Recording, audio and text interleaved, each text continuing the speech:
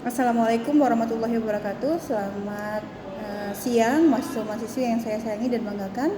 Kita ketemu lagi dengan saya Profesor Dr. Esmi Ramandasari Saragi SMH dengan mata kuliah pidana perkembangan ya. Minggu lalu kita membahas terakhir di huruf C ya, terkait masalah pidana aspek lain dari perlindungan masyarakat. Oke. Nah, selanjutnya sebelum kita ke poin huruf D, saya ingatkan kembali Bapak Ibu, jangan lupa absensi nanti di kolom komentar YouTube saya. Tuliskan nama lengkap dan NPM. Kemudian jika ada pertanyaan silakan tuliskan di kolom komentar YouTube. Jangka waktu absensi 3 hari. Ya, baik. Bapak Ibu yang saya banggakan, mahasiswa-mahasiswi Magister Hukum Unpad yang berbahagia hari ini ya, karena weekend ya. Masalah pedoman atau aturan pemindanaan, ide keseimbangan antara kepastian yang kaku tadi ya dan kelenturan atau fleksibel juga diimplementasikan dalam pedoman dan aturan pemindanaan. Jadi salah satunya yakni walaupun sudah ada putusan pemindanaan yang berkekuatan hukum tetap atau inkrah ya, masih dimungkinkan adanya perubahan atau peninjauan kembali. Ini disebut dengan asas modification of sanction ya terhadap putusan tersebut. Jadi masih berlaku PK ya.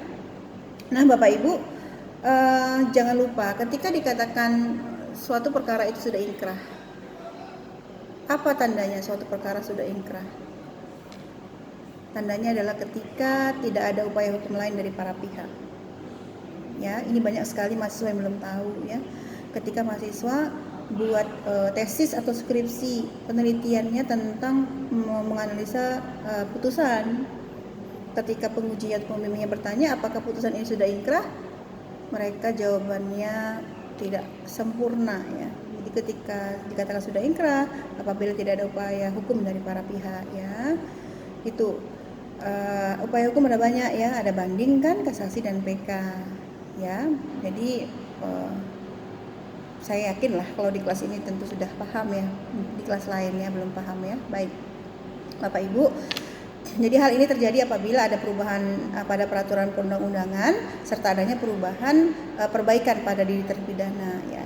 Namun dalam hal tertentu jika ada perbenturan antara kepastian hukum dan keadilan, jadi konsep memberikan pedoman agar dalam mempertimbangkan hukum yang diterapkan, hakim sejauh mungkin mengutamakan keadilannya di atas kepastian hukum. Jadi ada kata kuncinya. Apa kata kuncinya? Ketika ada perbenturan, maka hakim harus mengutamakan keadilan di atas kepastian hukum. Ini bisa saja terjadi. Keadilan dengan kepastian hukum itu berbenturan, sehingga memang dimintakan untuk hakim ya benar-benar mengutamakan keadilan ya. Adil itu Bapak Ibu ada beberapa teori ya yang menyatakan definisi adil atau pembagian adil ya.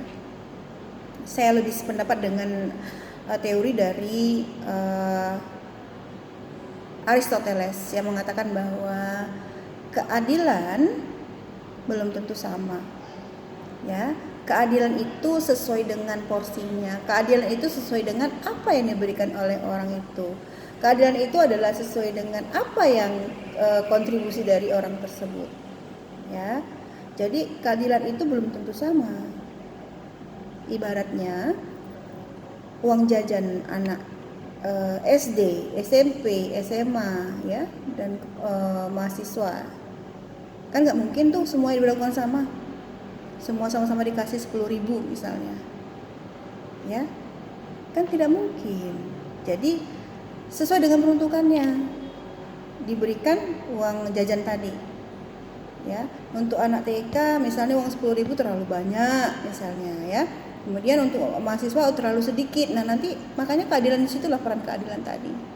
Nah, berat beban dari hakim untuk bisa memenuhi jiwa keadilan tadi. Ya, ini tuntutan dari negara kita ini. Ya, di Pancasila kan ada yang sila kelima, keadilan sosial bagi seluruh rakyat Indonesia. Siapa yang bisa mewujudkan keadilan? Keadilan bisa diberikan oleh para petinggi-petinggi ya, pada halnya yang kita bahas adalah hakim ya, dan orang lain juga bisa memberikan keadilan, tapi memang benar-benar harus sesuai dengan peruntukannya ya. Oke. Kemudian perkembangan hukum pidana dan kepolisian lagi, ini saya sedikit menyampaikan lagi. Penegakan hukum dimanapun di seluruh dunia membutuhkan polisi ya, untuk mewakili negara dalam menerapkan dan menjaga penerapan hukum pada seluruh sektor kehidupan masyarakat ya. Tidak satu pun negara tanpa polisi, sekalipun tugas dan fungsinya berbeda-beda antara satu negara dengan negara lainnya. Misalnya di Amerika Serikat, jadi kepolisian itu bertugas dan berfungsi sebagai polisi negara bagian saja ya, tidak terkait dengan pemerintah pusat. Jadi ini berbeda-beda, tapi tetap ada polisi dimanapun negara itu berdiri, tetap ada polisi. Nah, polisi ini memang tujuannya adalah mewakili negara untuk menerapkan dan menjaga penerapan hukum ya, di seluruh sektor masyarakat. Sehingga polisi memang benar-benar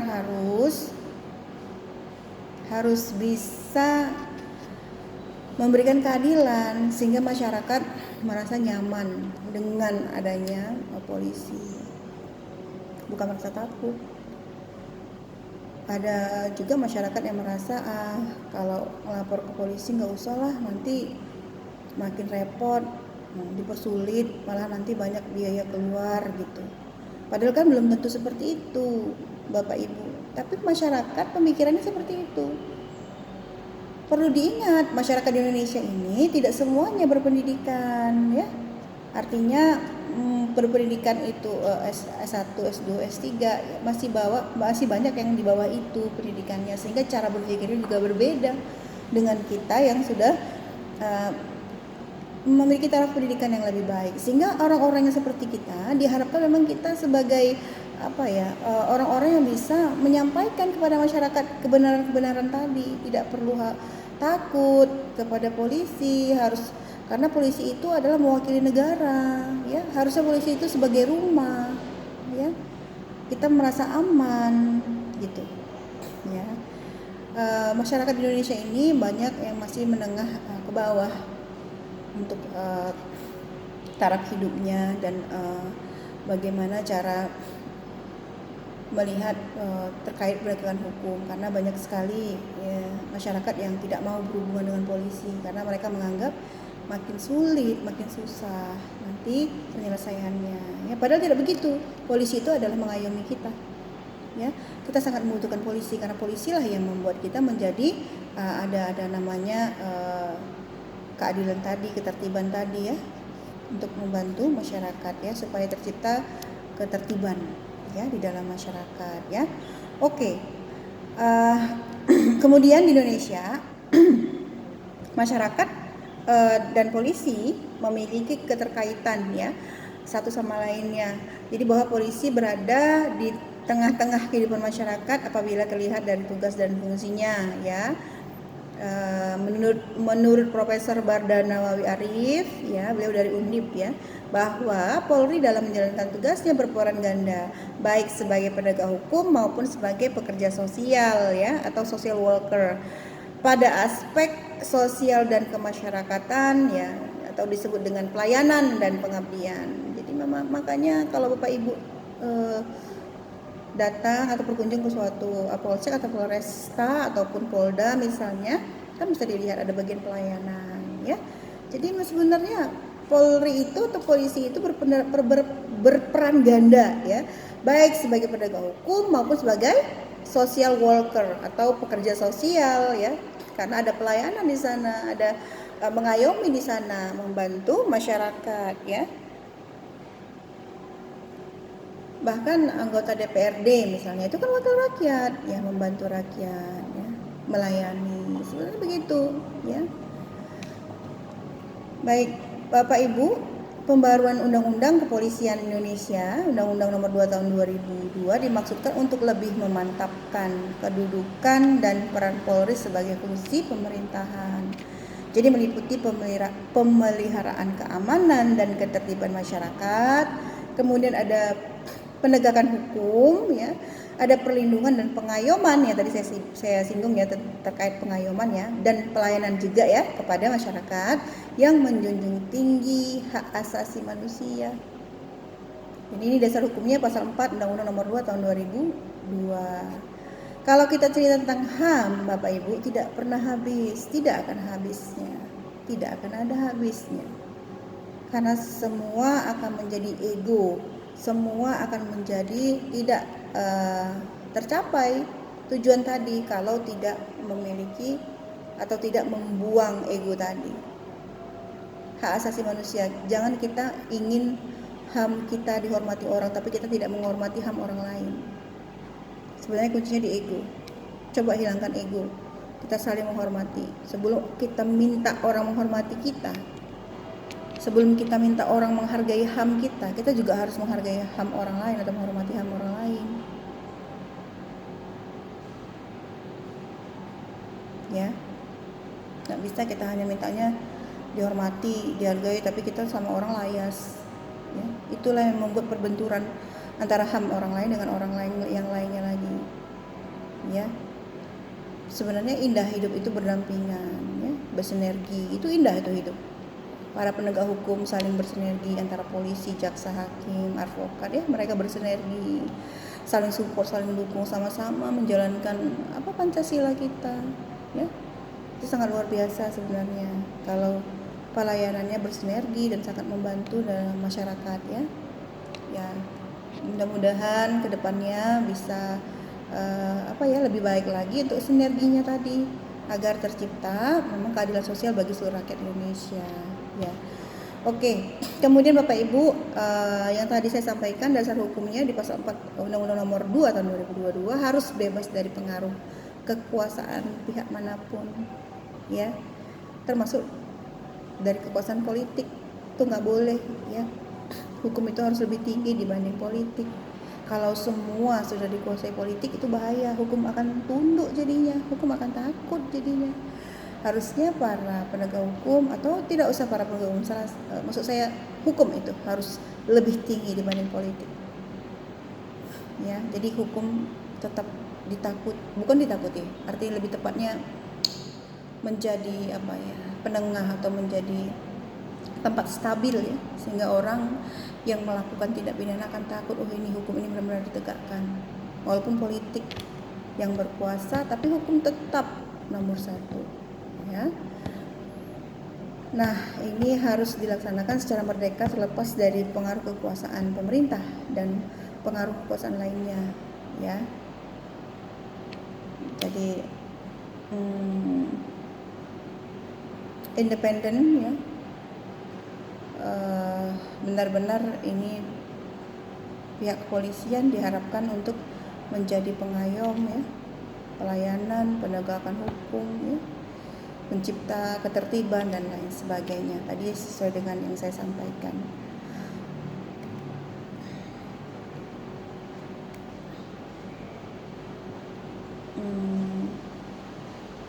Jadi untuk penegakan hukum ini merupakan salah satu aspek terpenting, ya, dalam suatu negara hukum. Karena kita kan berdasarkan hukum negaranya, ya, Rechtsstaat, ya, bukan Machtsstaat, ya, bukan berdasarkan kekuasaan belaka. Ini bahaya kalau kekuasaan udah nomor 1, hukum itu diabaikan, rusak, ya.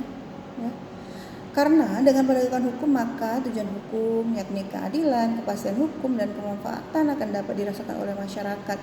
Polri sebagai penegak hukum memiliki fungsi, ya, tugas dan wewenang untuk mewujudkan keamanan, ya, dan ketertiban dalam negeri yang meliputi terpeliharanya keamanan dan ketertiban masyarakat, dan tegaknya hukum ini terselenggaranya perlindungan, pengayoman, dan pelayanan masyarakat serta terbinanya ketentraman masyarakat. Jadi berkaitan dengan fungsi hukum ini, Profesor Sudikno Mertokusumo mengemukakan bahwa hukum berfungsi sebagai perlindungan kepentingan manusia. Ingat, hukum melindungi kepentingan manusia, bukan ditakuti. Hukum itu menguongke uang, itu bahasa Jawanya, menguongke uang, atau bahasa Indonesia memanusiakan manusia. Ya, bukan untuk ditakuti tapi untuk perlindungan. Kita dilindungi oleh hukum, ya, asal kita tidak bertentangan dengan hukum, ya. Agar kepentingan manusia terlindungi, hukum harus dilaksanakan, ya. Pelaksanaan hukum ini berlangsung secara normal, damai, ya, tetapi dapat terjadi pula karena pelanggaran hukum, ya. Jadi masyarakat sangat berperan penting ya dalam menegakkan hukum. Ada 3 unsur yang harus selalu diperhatikan, yaitu ada kepastian hukum, Rechtssicherheit ya, kemudian ada kemanfaatan, Zweckmäßigkeit, dan keadilan atau Gerechtigkeit ya. Ini menurut Profesor Sudikmo Mertokusumo. Jadi berkaitan dengan keadilan yang merupakan salah satu bagian dari fungsi hukum, maka setiap warga negara harus diperlakukan sama, secara sama ya, sebagaimana warga negara lainnya yang punya hak untuk hidup ya, yang harus dilindungi oleh hukum dan pemerintah. Ya, ini diatur juga di Undang-Undang Dasar 1945. Jadi tidak boleh dibeda-bedakan antara warga negara yang satu dengan yang lainnya, misalnya dengan A dengan si B. Oh, sama si A ini mudah semua, sama si B sulit. Nggak boleh gitu. Sama-sama kita warga negara Indonesia, maka harus punya hak ya, diperlakukan sama di depan hukum. Itu dasar hukumnya ada di Undang-Undang Dasar 1945 ya, di konstitusi negara kita. Jadi pemikiran hukum modern yang dikemukakan oleh Gustav Rathbun ya, berusaha mengkombinasi ketiga pandangan klasik ya. Jadi ada filosofis, normatif, dan empiris yang menjadi suatu pendekatan dengan masing-masing pendekatan dijadikan sebagai unsur pokok ya, dan menjadi dasar pendekatan hukum yang kemudian dikenal sebagai 3 nilai dasar hukum yang meliputi keadilan ya, filosofis ya, kemudian kepastian hukum atau yuridis, dan kemanfaatan bagi masyarakat atau sosiologis. Jadi Polri secara umum punya kewenangan sebagaimana diatur dalam Undang-Undang Nomor 2 Tahun 2002 tentang Kepolisian Negara Republik Indonesia pada bab 3 tugas dan kewenangan ya, dalam pasal 15 ayat 1, ayat 2, dan 16 ayat 1 ya. Ini kalau Bapak Ibu mau melihat ya untuk petugas Polri ya, bisa juga ini di klik link ini https://slides-player.info ya, slide 188489 ya. Jadi semoga bermanfaat yang telah disampaikan ya Bapak Ibu. Perkuliahan kita hari ini pada intinya memang harus terjadi keseimbangan, keselarasan ya. Makna keadilan di sila kelima hendaknya bisa dilaksanakan oleh para penegak hukum ya, khususnya memang dari hakim ketika terjadi perbenturan kepentingan hukum ya, dengan kepastian hukum dengan keadilan, maka hendaknya hakim bisa lebih mengutamakan keadilan di atas dari segalanya. Baik Bapak Ibu yang saya banggakan, terima kasih banyak atas waktunya. Saya mohon maaf jika terjadi kesilapan dalam penyampaian. 3 tahun lagi akan berlaku Undang-Undang KUHP baru ya, produk dari warga negara Indonesia ya. Bisa juga dari sekarang kita pelajari untuk KUHP itu ya, agar nanti pada saat berlakunya tidak terlalu bingung kita dalam mengimplementasikannya di dalam kehidupan bermasyarakat. Oke, terima kasih banyak Bapak Ibu atas waktunya. Terima kasih. Sukses selalu untuk kita. Selamat weekend. Saya akhiri dengan wassalamualaikum warahmatullahi wabarakatuh. Selamat sore Bapak Ibu.